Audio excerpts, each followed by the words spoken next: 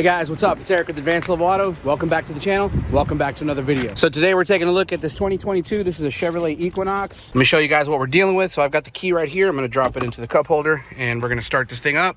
All right, so the engine starts right up and it runs actually pretty good. But if you take a look over here, you can see we've got a check engine light. Now what they're telling me is that they've already replaced the mass airflow sensor. They did a tune-up, some other things, I'm not exactly sure, but they really didn't want to go any further with it. So they asked me to come take a look at it. I don't really know what to expect. I mean, this may be just a pretty straightforward, simple diagnostic, but I figured I'd bring you guys along. Maybe I can share some useful information. I don't know. So let's get started by hooking up a scan tool. Today I'm going to be using the ThinkScan 689 by Thinkcar. This is a professional level scan tool that includes things like bidirectional controls, active tests, lots of different functions, but the best part about this scan tool is that it does not require you to purchase a yearly subscription. This tool comes with lifetime updates. So I'm going to go ahead and plug in the OBD2 cable. So we're going to start by doing an auto search. It's now going to scan for the VIN number. I really like this cool 3D graphic. There's our vehicle information, 2022 Chevrolet Equinox. Now let's go ahead and run a full health report. And what this is going to do is it's going to scan through all of the modules and it's going to show us where we have trouble codes. I'm just going to let this finish scanning. All right, so we're finished scanning, and as you can see, we have a couple codes here. One in the ECM, we have this P1101 intake airflow system performance. Then we also have a code in the BCM. It says transponder authentication. This one I'm really not going to worry about. This vehicle starts and runs. That code in the BCM may have been set erroneously. So again, I'm not going to worry about that. We're here focusing on the check engine light. So once again, P1101 intake airflow system performance. Now I'm not too familiar with this code in particular, so we're going to try to get some more information, but I think we should go ahead and go into the engine control module. Here it's asking us what transmission we have. All right, so now that we're in the engine control module, let's go to read data stream. And let's take a look at our throttle control data. Right here, throttle actuator control.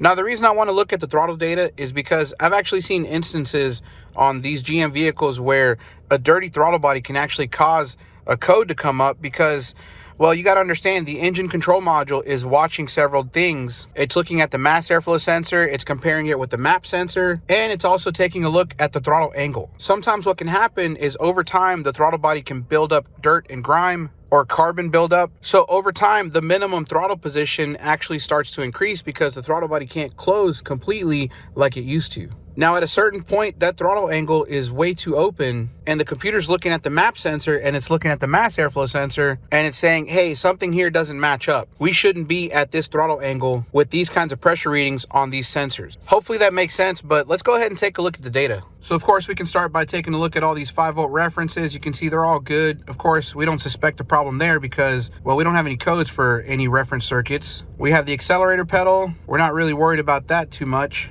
Let's keep scrolling down. All right, so the first data pad we can look at is the map sensor or the manifold absolute pressure. And you can see we're somewhere around 4.85 PSI. That is a little bit elevated for where we're located, but this is still a good reading. It's well within spec. Now, if we take a look at the mass airflow sensor, let's switch this over to grams per second. You can see we're at about 2.4 grams per second. Again, we're at idle, so this is a pretty normal reading. It's still well within specification.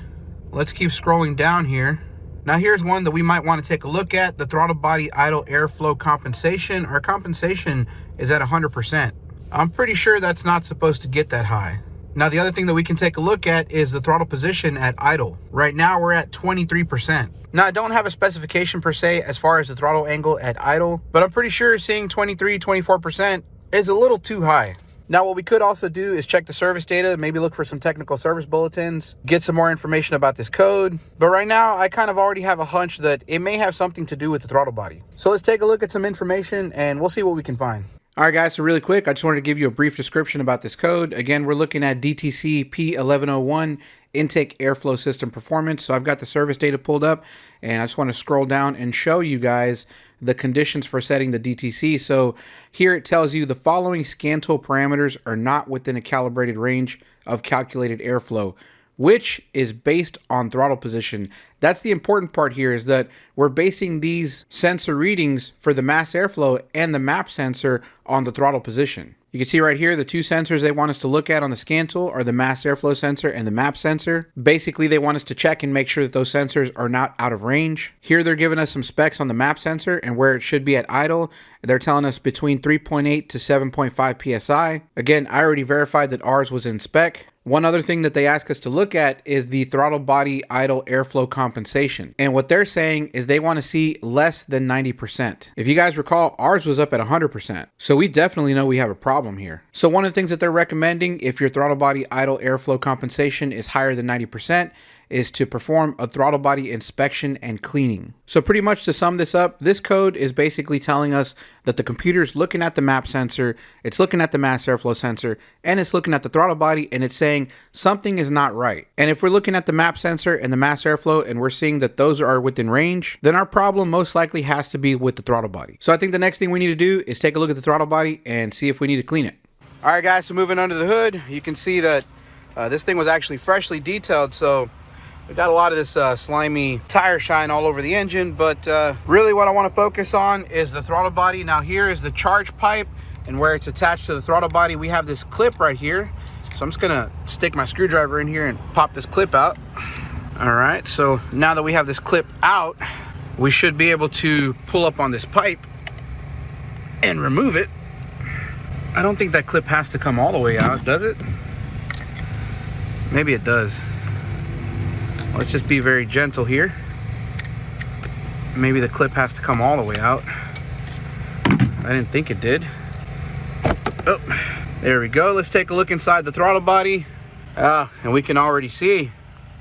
Take a look inside of there. That thing is filthy. Yeah, we're gonna have to clean that up. Be careful not to lose these little plastic pieces right there. All right, so let me get a rag and some brake clean. We're gonna wipe down that throttle body. All right guys, so I got a rag and some brake clean. This is a non-chlorinated kind. So I'm basically just gonna spray some of this on the rag and then use the rag to clean the inside of the throttle body. I don't know if I'm gonna be able to show you guys. I'm gonna try, but let me set the camera up over here. All right, so I'm just gonna spray a little bit of this brake clean onto this rag. It's not really the nicest rag or the cleanest one, but it's just gonna have to do right now. That's all they had here, so I'm working with what I got. So I'm basically just gonna go around the throttle valve, and I'm gonna use this little screwdriver to open it up so I can get in between or around the plate. Just kind of be very gentle with it. You don't want to damage the throttle body. Just try to get in there and wipe it down. This is a really small throttle body, by the way, so it's kind of a tight fit to get my fingers in there. Let me just spray it a little bit. Kind of use the screwdriver and the rag to get in there. Make sure you don't mar up the edges. Is that a real word? Mar? Yeah, I'm pretty sure that means like metal, scratching metal, doesn't it? Yeah, so, all right. Let's check the one side, make sure it's clean. Could use a little bit more on this side here. Looking good. Spray a little bit more brake clean on there. Throw a little bit in there. All right, I think that should be good. All right, yeah, take a look at that. Looks 10 times better, much cleaner. Again, make sure that you open up this throttle valve and clean the edge and clean the inside of the bore. Make sure you clean it on both sides, the bottom and the top. This one's looking 10 times better, so let's go ahead and put this back together and we'll take a look at our data. All right guys, so back inside the vehicle. Now before we do anything else, let's go ahead and go into special functions and let's reset the throttle body. So we're gonna go to reset function. We're gonna scroll down and let's perform these two. There's intake system learn values reset, and then there's also throttle body idle airflow compensation reset. So we're gonna start with the top one. We're gonna click on activate. Our reset is now done. Let's go ahead and back out. Now let's go down to throttle body idle airflow compensation reset. As you can see, our compensation is at 100%. We're gonna reset. It is now back down to 0. So let's back out. And the next thing I wanna do is go ahead and clear any fault codes. Yes, we wanna clear fault codes. Clear fault code completed. Now let's go ahead and start this thing up. We're gonna let this thing idle, give it some time to relearn the idle position. All right guys, so now that the idle has come down, let's take a look at our data PIDs. Starting up here, we can see our throttle body idle airflow compensation. We're at 0%, that's the one that we reset. And then let's take a look at our throttle position. So our percentage for minimum throttle position is now at 11%. Before, this thing was getting up to 24. I saw it hit 25 at some points, but as you can see right now, we're down to 11%. And that, by the way, is with the AC running. I can probably turn it off and we can take a look at it then. All right, so with the AC off, you can see it dropping 9, 8. So yeah, definitely having the AC on does put a load on the engine, and it does require the throttle body to be open a little bit more. Anyways, at this point, I'm pretty sure we've solved the problem. Well, maybe not the main cause. You know, there's still the possibility that this throttle body is getting dirty because things like maybe excessive pressures in the crankcase. Sometimes a clogged PCV valve can cause these issues. But as you guys can see, this thing has already 75,000 miles on it. So I'm pretty sure it was probably due for a throttle body cleaning anyway. I guess at this point, I'm going to let them take it for a test drive, see if the check engine light comes back, and I'll update you guys with what we find out.